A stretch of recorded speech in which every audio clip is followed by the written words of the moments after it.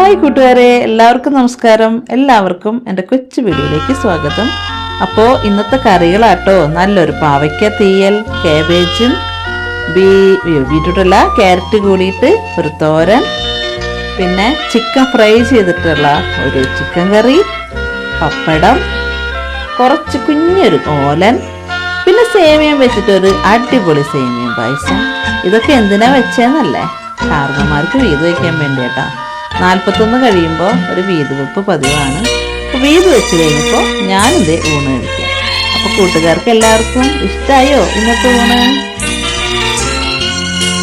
ഊർമതൻ വാസന്ത നന്ദനത്തോപ്പിൽ ഒരു പുഷ്പം മാത്രം, ഒരു പുഷ്പം മാത്രം. Daisy daisy daisy ലലലല